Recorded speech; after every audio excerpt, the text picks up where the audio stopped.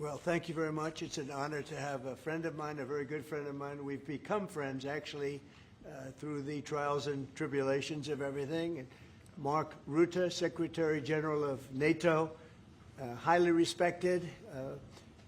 Every country, almost every country in Europe. I think you can almost take away the almost pretty soon. No. But they all have great respect for the leader, and he is the leader. And we've had some very good day, and things are going along pretty well as regarding Ukraine, Russia.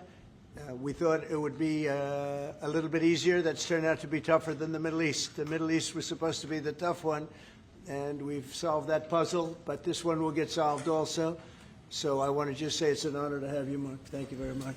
Thank you so much for hosting again. And we were texting, I think it was on the day when you were in Israel and in Egypt, this tremendous success you had bringing peace to the Middle East.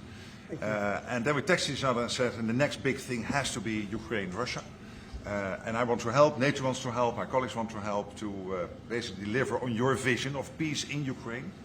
And I really want to thank you for everything you're doing, including breaking the deadlock with Putin, starting the dialogue in February when you came in as president in January, but also for everything you did with NATO, the fact that we are now at this 5%, the huge success of the NATO summit, the fact that Europeans are also stepping up when it comes to Ukraine, basically the weapons from the US being delivered to Ukraine, paid for by allies, and the Europeans coming together to discuss how can we sustain Ukraine post the peace deal.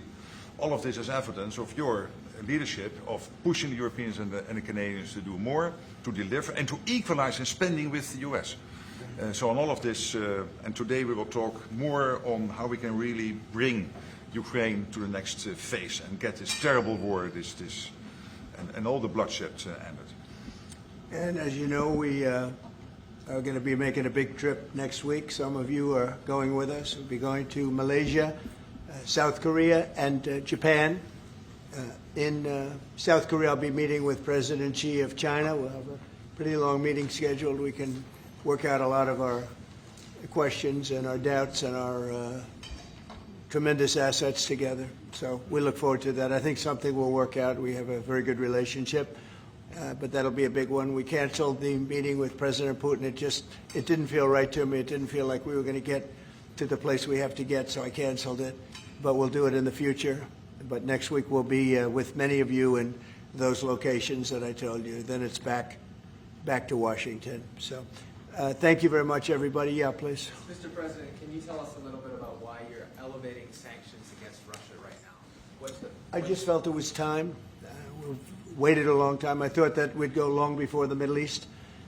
And Mark, as you know, we did the Middle East plus 7. So we did 7 different wars from Pakistan and India to so many. Azerbaijan, Armenia, which they said was impossible to do. All these wars I did, and the one that we have left, we have one left. It'll be 9. We have one left, and I think we'll get that done too. I think we're on our way to getting it done. We have to. Mr. President, please. Mr. President, do you have a timeline for when you think this war is going to be over because of your leadership? No, I don't have a timeline. You can't have in war. It's hard to have a timeline. You know, so many things happen in war. Go ahead. What about Tomahawk missiles? Putin is definitely Well, the problem with the Tomahawk that a lot of people don't know, it'll take a minimum of 6 months, usually a year, to learn how to use them. They're highly complex. So the only way a Tomahawk is going to be shot is if we shot it, and we're not going to do that. This learning curve with the Tomahawk. It's a very powerful weapon, very accurate weapon, and maybe that's what makes it so complex. But it will take a year. It takes a year of intense training to learn how to use it. And we know how to use it, and we're not going to be teaching other people. It's too far out into the future. Yes, Mr. President. I saw, Mr. President, that you said as recently as yesterday that you still believe that Putin wants to end the war. Yeah, And today I do. You took this step to ratchet the sanctions and put more pressure on him. What else are you going to do to encourage him to get there, or can you explain why you do believe that he wants peace? Yeah, it's a good question. Today is a very big day in terms of what we're doing. Look, these are tremendous sanctions. These are very big. Those are against their 2 big oil companies, and we hope that they won't be on for long. We hope that the war will be settled. We just answered having to do with the various forms of missiles and everything else that we're looking at, but we don't think that's going to be necessary. We would like to see them just take the line that has been over quite a long period of time and go and let's, go home. Last week they had almost 8,000 soldiers killed. Many Russians were killed last week. Many Ukrainians were killed last week. We think it's ridiculous and would like to have it end. Why do you think he wants peace, though? Why do you still believe that? I think they want peace. I think they both want peace at this point. It's been, it's almost 4 years. You're going into 4 years. And if I were president, it never would have started. But yeah, it's time. Mr. President, on the shutdown, do you plan to meet with Democrats before you head to Asia? And if not, why not meet with Democrats? Well, I think it's a shame that it's shut down because we have the greatest economy, as you were saying before. We have the greatest economy in the world right now, by far, the United States. We have almost 18, now it was 17, now it's $18 trillion being poured into our country, and it's no time for shutdowns. I think it's affecting what we're doing, but it's too bad for a lot of people. We have a lot of good people that aren't working right now that should be, and it's because the Democrats want to try and renegotiate a deal that they had negotiated. They want $1.5 trillion given to illegal immigrants who came into the country, and it's going to hurt the health care of citizens of our country that have been into it, that have been working hard for it, that really deserve it. So we're never going to do that. It's not going to happen. And I will tell you, there are a lot of good Democrats that really want to make a deal. And I think all we need is 5 Democrats because we have a great support on the Republican side. So I think we need 5 Democrats, and there are a lot of them that want to make a deal. So I think at some point, common sense will prevail. Yeah, go ahead. You can finish up. On the drug boat strike, specific, Yeah. can you explain to us what that was about, how it was conducted? Yeah, sure. Well, they had one today in the Pacific. And the way I look at it every time I look, because it is violent, and it's amazing that the weaponry, that everyone, they have these boats that go 45, 50 miles an hour in the water. And when you look at the accuracy and the power, look, we have the greatest military in the world. We have the greatest weapons in the world. And you see a little bit of it there. One shot, everyone dead center. And the only way you can't feel bad about it is you realize that you won't feel badly about it, is you realize that every time you see that happen, you're saving 25,000 American lives. Every one of those boats that gets knocked out is saving 25,000 American lives, not to mention the torn up families all over the country. And whenever I see that, I say to myself, I just saved 25,000 lives. I will say that there are very few boats traveling on the water right now. Actually, that includes fishing boats, that includes any other kind of boat. But there are very few boats traveling on the water. So now they'll come in by land to a lesser extent, and they will be hit on land also. Can you explain Go ahead, in the back, please. Do you have legal authority if they do come? Yes, we do. We have legal authority, right? We're allowed to do that. And if we do by land, we may go back to Congress. This is a national security problem. They killed 300,000 people last year, these drugs coming in. They killed 300,000 Americans last year, and that gives you legal authority. We have a national security, really, I will say this. When you look at the people we're dealing with, and we know them, we know the people coming in, we know the boats, we know everything else. We're allowed to do it. It's in international waters. If we don't do it, we're going to lose hundreds of thousands of people. Now, they'll be coming in by land a little bit more because they're not coming in by boat anymore. There are no boats in the water. There are no more boats. We know the boat almost immediately. It's pretty unusual when you see somebody with a fishing rod and 5 engines on the back of the boat. You don't need that to go fishing. Wait. And we will hit them very hard when they come in by land. And they haven't experienced that yet, but totally prepared to do that. We'll probably go back to Congress and explain exactly what we're doing when we come to the land. We don't have to do that, but I think, Marco, I'd like to do that. You may respond to that if you want. Yeah, well, I mean, the question is, bottom line, these are drug boats.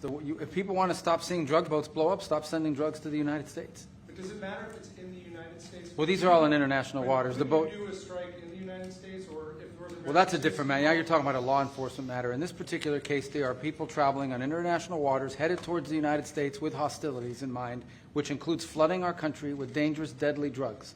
And they're going to be stopped. And that's what's happening. And in the case last week, you saw there was a submarine. It was a submarine. It was a submersible. That's a drug boat all the way through. We know what these boats are. The President just said it. We tracked them from the very beginning. We know who's on them, who they are, where they're coming from, what they have on them.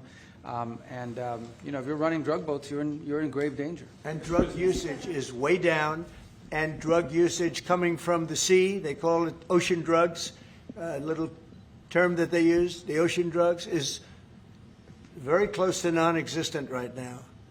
I wouldn't want to be in one of those boats heading away, you know, they're driving happily to destroy the lives of people, and they end up, that's the end of them. So the ocean drugs and the sea drugs, drugs by sea they call it also, that's almost down to nothing, as you can imagine. So they continue to come in by land at a little bit less because they see something is going to happen, they don't like it, they see something, and they're right, something very serious is going to happen, the equivalent of what's happening by sea. And we're going to Congress just to tell them what we're doing, just to keep them informed. But we have to do it for national security. We have to do it to save lives. Secretary Besant said that Vladimir Putin had not been honest and forthright in his talks with you. Just wondering if you could tell us a little bit more about your feelings about that. And also, if I may, to Maria Rutte, just your thoughts on whether Ukraine should get tomahawks. Thank you.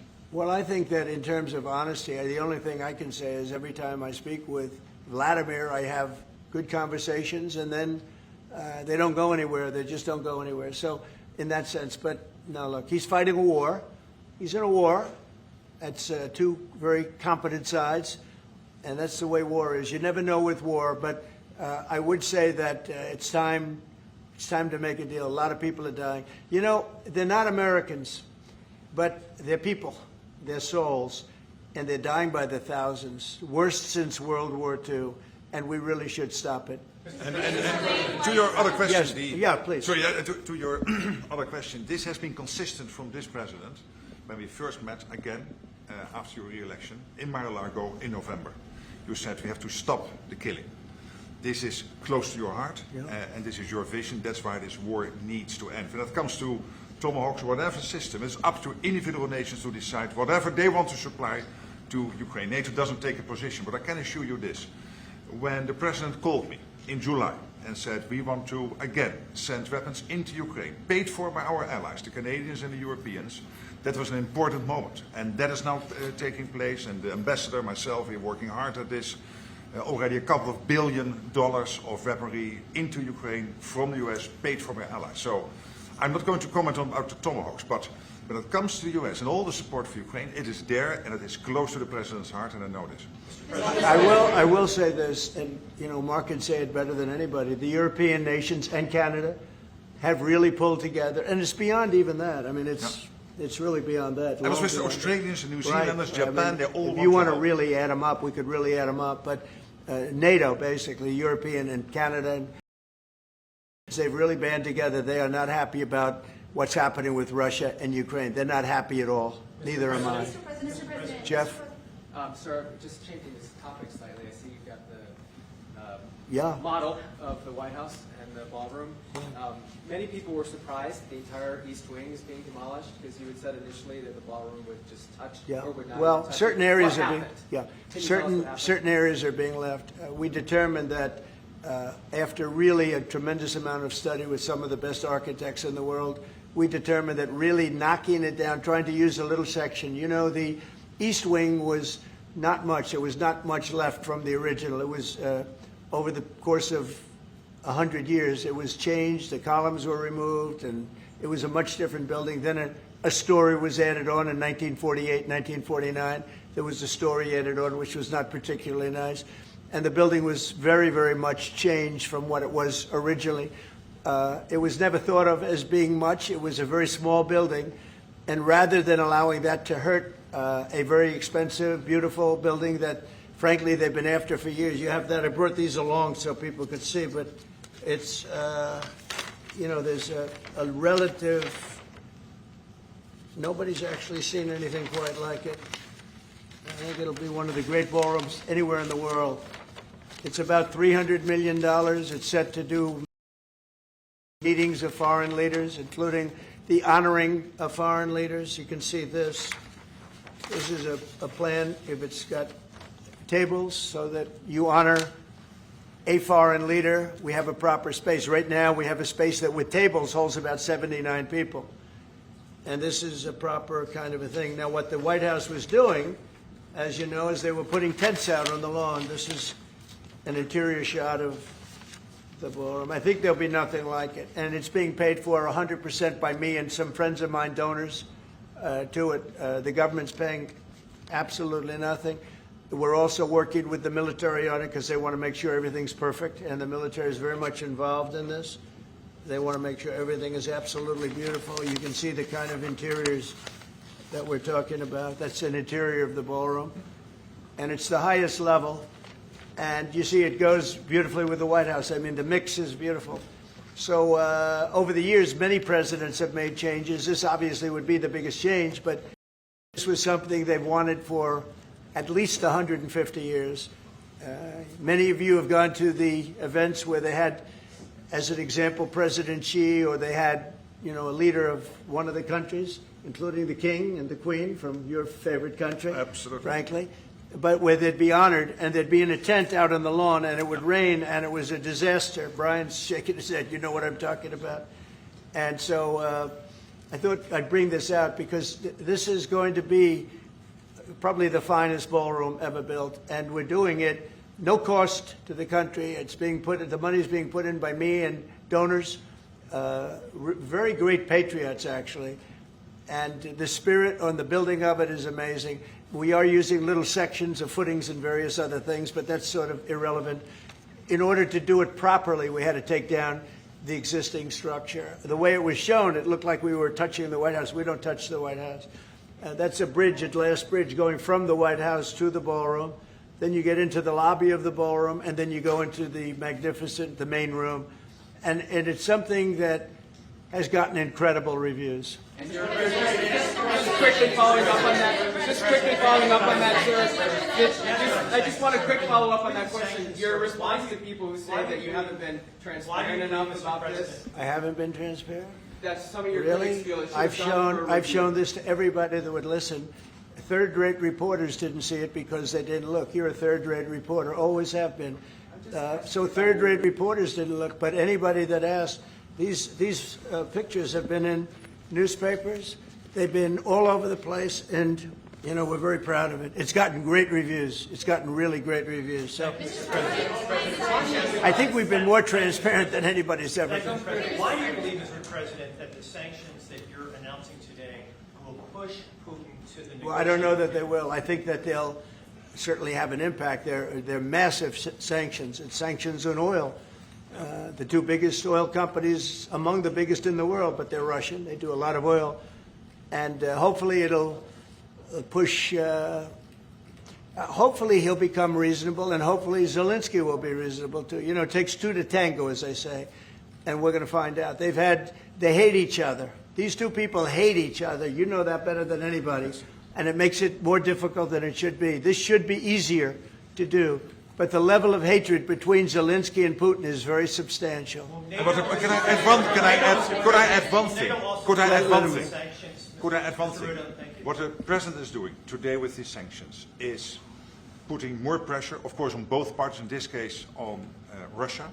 It's all about changing the calculus, making sure that Putin understands that the president's vision this weekend of having a stop where they are, as you literally said, that this has to be step one now. And for him to really accept that vision and to come to the table. And then you have to put pressure, and this is exactly what he did today. Along with Europe. I mean, Europe, look, they've actually become friends of mine. I think Yes. all of them. No. We have a very close relationship, and they want to see it end too. They really want to see it end. But I can say they're totally committed. If this went on for 10 more years, Europe is behind them. They just can't let that happen. You can't let what's been going on. Now, it should have never happened. It would have never happened if I were president. But it did happen. I inherited. This was Biden, a man who was, without question, you take a look at the new walkway, the presidential Walk of Fame, we call it. Biden is the worst president we've ever had, if he was even a president. The people that at that desk made those decisions. But this should have never happened. It wouldn't have happened. But it did happen. I inherited it. We're going to get it ended, hopefully soon. Yes, please. You had a Truth Social post earlier this afternoon talking about a Wall Street Journal report as a fake story. Yeah, It fake. sort of Wall Street Journal is fake. So this- Less fake on financial than it is on gossip. Can you just confirm that my understanding of what's happening is accurate? As I understand it, that story framed just lifted the U.S. a restriction on intelligence. No, it said that I gave Ukraine permission to shoot missiles deep into Russia. I didn't do that. Second of all, they're not using our missiles. They're using, I think, European missiles or from someplace, but they're not using ours. And what they do, I don't control that. But I do control our missiles. They're not shooting our missiles in. It was a fake story. Wall Street Journal does a lot of fake stories. Thank you so much. The president of Colombia in a recent interview said that if you won't change, get rid of We're talking about now Columbia, the country, not the university. Yes. Go ahead. He said what? He said that if you won't change, then perhaps you need to be gotten rid of. Do you view that as a threat? Well, he's a thug and bad guy. He's a guy that is making a lot of drugs. We've just, as of today, stopped all payments going to Colombia, the country Colombia. Also, the school Colombia. No, we settled. We made a settlement with him. But no, he's a thug, and he's a bad guy, and he's hurt his country very badly. They're doing very poorly, Colombia. They make cocaine. They have cocaine factories. They grow all sorts of crap that's drugs, bad drugs coming into the United States, goes generally through Mexico. And he better watch it or we'll take very serious action against him and his country. His country is, what he has led his country into is a death trap. Please. Has the Secretary General presented his Ukraine plan to you? Are you prepared to be chairman of the Board of Peace? Oh, there is no Secretary General peace plan.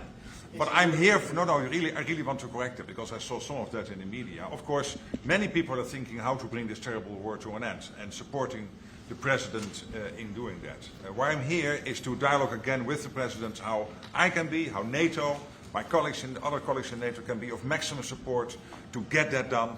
But there is no peace plan on the table. If there is a peace plan, it is what the President said last Friday and Sunday, which is stop where you are. Stop the fighting. This is about NATO. We're a very proud member of NATO. We have a great relationship with the countries of NATO. I think made much better by our visit a few months ago when they agreed to 5% instead of 2% of GDP. That was a big concession. I think that was a concession that 2 years ago nobody would have said. Before you were elected? Yeah, they would have said that's not possible. And the difference is they're paying 5% as opposed to not paying 2%. A lot of them weren't paying, with the exception of Spain. I think you're going to have to talk to Spain because they're not. Spain is not a team player. So other than Spain, everybody's 100%. And you could solve the Spain problem very easily, I think, if you want. Brian, go ahead. Yeah, go ahead. And then we'll take Brian. Go ahead. The soybean farmers, are they going to be getting support from you soon? And yeah, well, they do. So what's happened, you could say with that, you could say with beef, with all of it. The beef, the ranchers, let's say, who have done a great job, have lost their shirts for many, many years. They've really been decimated. And I helped them a lot. I put tariffs on things coming in to the country, including beef. And that gave them a chance to finally have a decent industry. We are going to be talking to them. They're great people, but they've been hurt for 25, 30 years. They've been losing because other countries have taken advantage of them. And by putting tariffs on, they've been able to make a few dollars. They've been able to have an industry. But I also want to keep the beef prices low. So I'll be talking with the ranchers, and I'll be speaking with a lot of different people, including Scott and Howard, and we'll do something. Because prices are way down in our country. Energy is way down. I think you're going to see $2 gasoline very soon. I see that it's $2.50 in a lot of places, $2.50. We were heading to $5, $6, and $7. If Biden didn't go back to my policy toward the end, you would have seen, but he didn't go back to the full policy.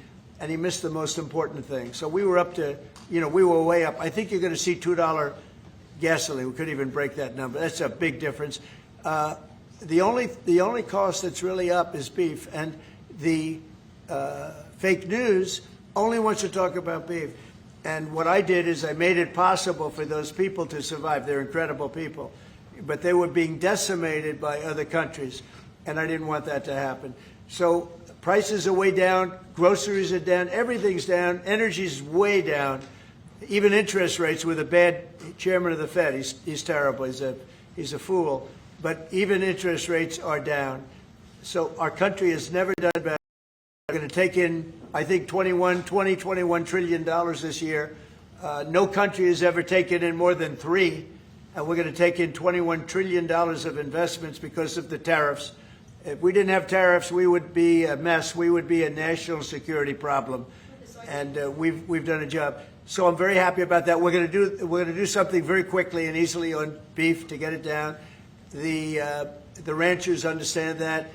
They're so happy to save them. I don't think you'd have any beef in this country if I didn't. So we're very proud of that. Yeah, Brian? Yes, sir. Yesterday in Los Angeles, immigration officials were attacked by some protesters in an attempt to arrest an illegal alien. Gavin Newsom, other Democrats have used very aggressive language in terms of how to address ICE agents out in the field. Is there any responsibility that we can place on Gavin Newsom and other elected officials for using such aggressive language? Well, Gavin has to be careful. Remember that when I first came in, they had a terrible riot in Los Angeles. They had the fires, which shouldn't have happened. They didn't have the water for the fires. They should have had the water coming in from the Pacific Northwest. They didn't have the waters. They didn't have water in the hydrants or the sprinklers. So they had the fires, and then they had the riot. And if we didn't go and take care of that riot, you would have lost Los Angeles. You would have canceled the Olympics, which is because of me in Los Angeles. And the police commissioner, the head of the police, said, if the president didn't come in, we would have lost Los Angeles. We did not have the capability of taking care of it. And he said it very strongly. And we did a great job. And within a week, it was all done. Within one day, it was done. But within a week, it was all done. And then they go back to their normal practice of weakness, of not taking care of criminals, meaning taking care of putting them in jails where they should be. Washington, D.C., and you all are the best people for that, because Washington, D.C. is now one of the safest cities. It was one of the most dangerous cities in the country. Now Washington, D.C., believe it or not, I'm embarrassed to say it in front of you, but Washington, D.C. went from one of the worst, most dangerous cities to you can walk down the street, you can send your child to meet you at a location. Your child is going to be fine. We have a very, very safe city, one of the safest, and, very proud of that. Memphis, by the way, is coming along fantastically. We're in Memphis right now. We had the FBI in Chicago. We're doing things. We haven't served Chicago yet. When we do, Chicago will be very quickly a very, very safe city. But if you look at what's happening in Memphis, it's great. But you got to look at Washington. People are coming up to me, people that work in the White House, they're saying, thank you, sir. And I immediately know what they're thanking me about. It's thanking, they can walk to work. They would never walk to work a year ago. They can walk into work and they feel safe and secure, and it's beautiful. And I'll tell you what, it's really an honor to add that great ballroom to the structures in Washington. It's going to be one of the great ballrooms of the world. And I think it's going to be something you're all going to be very proud of. Mr. President,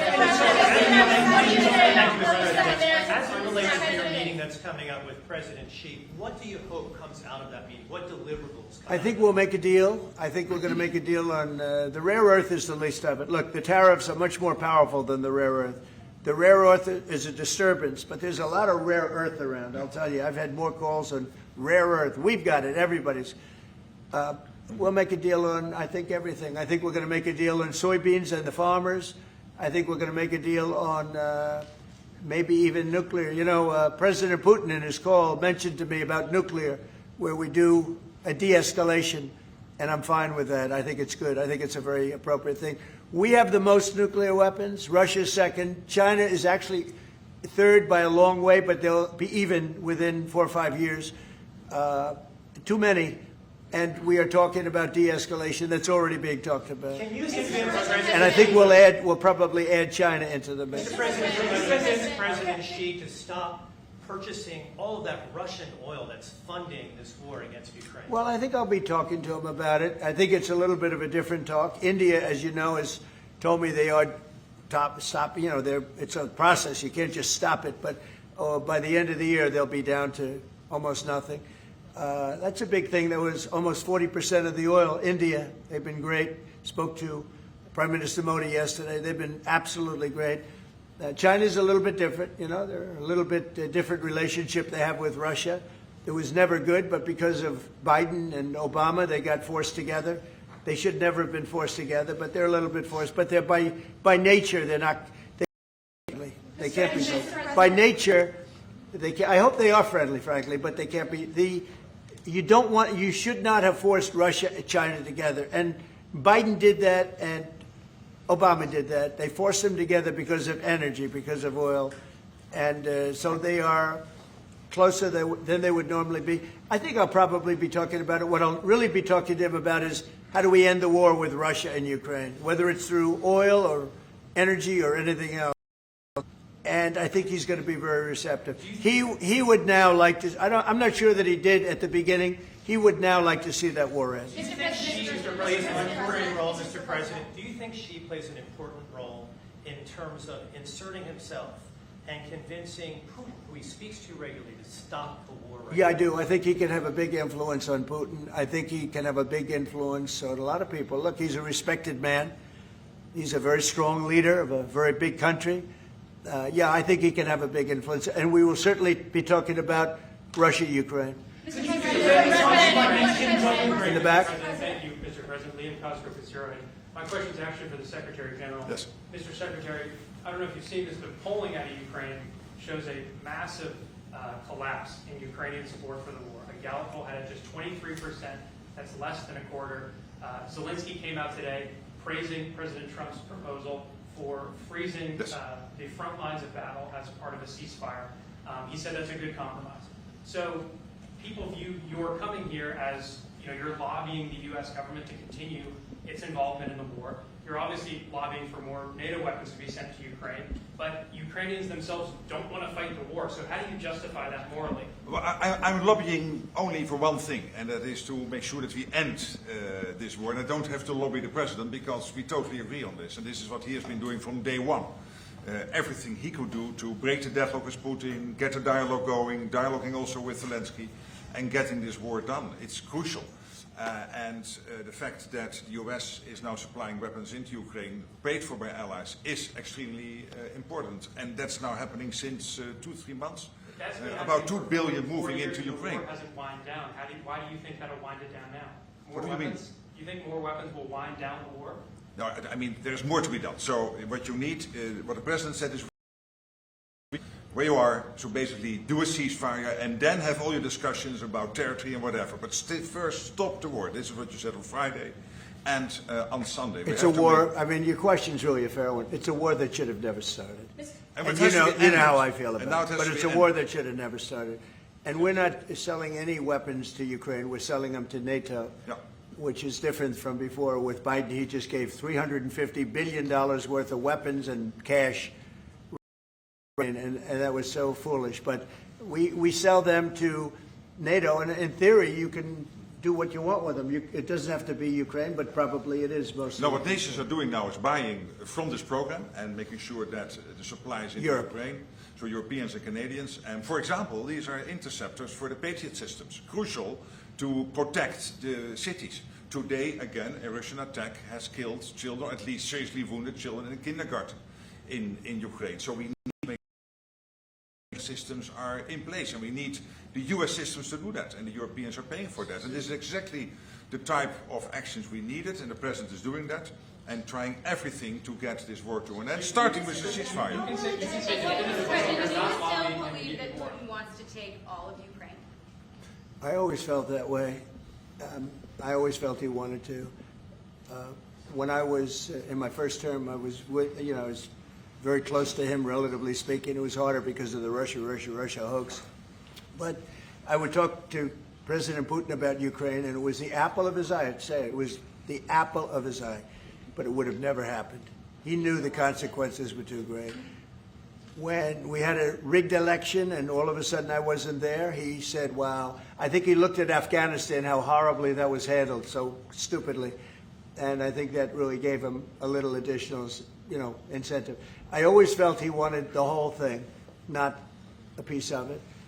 But I think now he's willing to negotiate a little bit further, and I think he's willing to make a deal. We'll see. Mr. President, We don't want him. We don't want him to have the whole thing. Mr. President. Go ahead, please. Thank you, Mr. President. You have this big tariffs case before the Supreme Court. It's November the 5th. Yeah. You suggested that you might actually show up to the Supreme Court. Yeah, I'd like for to. oral I think arguments. it's one of the most important decisions we'll ever have from the Supreme Court. With tariffs, we're a strong, sound country. We're a nationally secure and internationally secure country.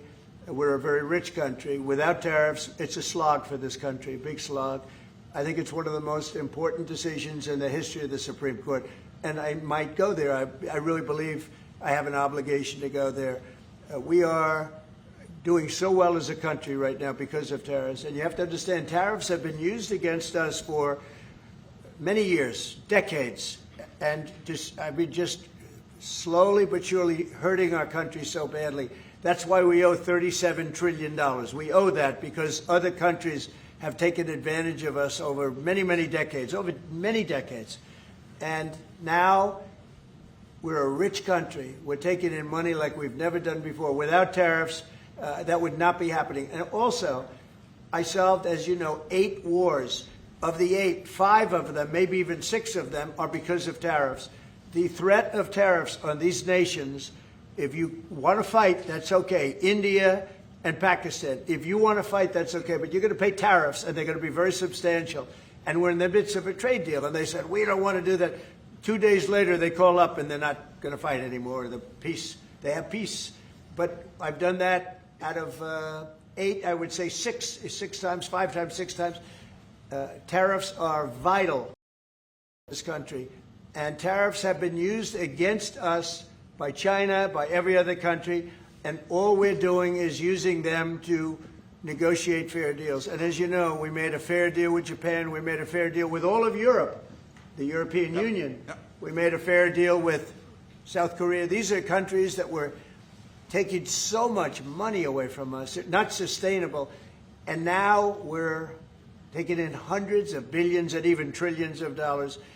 If this country is not allowed to have tariffs, if this country is not allowed to have the President of the United States negotiate on behalf of it with tariffs, we are put in a position where we're going to be a third world country. We can't let that happen. I think it's the most important case that we're going to have for many, many years to come. One of the most important cases we've ever had. With tariffs, we're a rich, secure country. Without tariffs, we're a laughingstock. We'll be a laughingstock. And I don't want to have anything to do with that. Thank you very much. Thank you. Thank you. Thank you very much.